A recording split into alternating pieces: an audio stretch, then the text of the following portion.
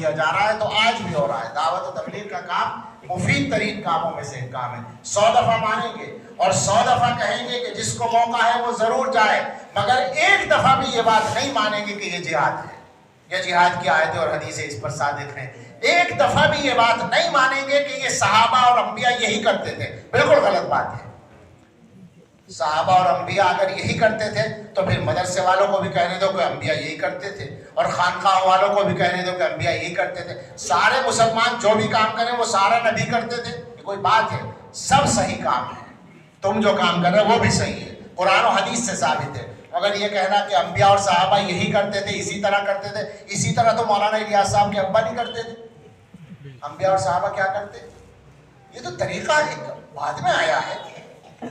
ضرور جاؤ، ضرور کرو، مگر آدمی بن کر کرو۔ کوئی ضروری نہیں ہے کہ جو کام کرو اسے سب سے بڑا ہی ثابت کر کے کرو۔ دین کے سارے کام ہیں۔ اسی طرح سے مدرسوں والے یا خانقاہوں والے وہ بھی یہ سمجھ لیں اچھی طرح سے کہ یہ کوئی بھی دعویٰ نہ کرے۔ غیر مسلموں میں تبلیغ کا کام کرنے والے، آج کل ایک طریقہ ہے، بعض لوگوں نے یہ دعوے کر رکھے ہیں کہ سب سے بڑا کام وہ یہ۔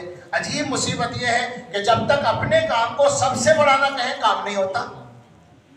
کیا ذوق بنا ہے ہم لوگوں کا؟ نقصان کر رہے ہیں ہم۔ میں جوش میں نہیں بول رہا ہوں، غصے میں نہیں بول رہا ہوں، کسی کے خلاف نہیں بول رہا ہوں۔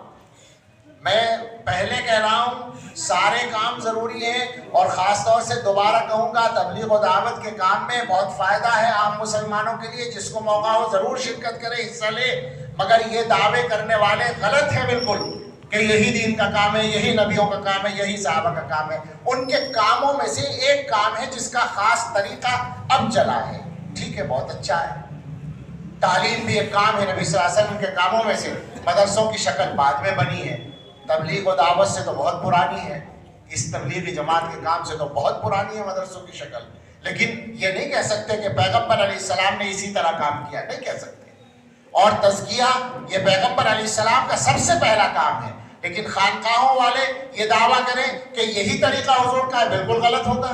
حالانکہ یہ مدرسوں سے بھی پرانا ہے، یہ دور تابعین میں شروع ہو چکا ہے، مگر یہ کہیں کہ پیغمبر یہی کرتے تھے، یہ دعویٰ کرنا غلط ہوگا۔ سب سے گزارش ہے کہ اچھی طرح سمجھ لیں، دین نہ ہمارے ہاتھ میں ہے نہ ہمارے بزرگوں کے ہاتھ میں ہے۔ دین نہ حضرت نانوتوی کا، نہ حضرت گنگوہی کا، نہ حضرت تھانوی کا، نہ حضرت مدنی کا، نہ مولانا الیاس صاحب کا۔ دین اگر ہے تو وہ حضرت محمد الرسول اللہ صلی اللہ علیہ وسلم کا ہے، دین اللہ کا ہے، اور اللہ کے نبی کے صحابہ نے اس کو حضور سے لیا ہے۔ ان کے طریقے پر، سنت کے طریقے کے مطابق جو دین کو اختیار کرے گا وہ دیندار کہلائے گا، ورنہ وہ سب اپنی باتیں ہو جائیں گی۔ ضرورت ہے ہم مسلمان بنیں، ضرورت ہے ہم بندے بن جائیں۔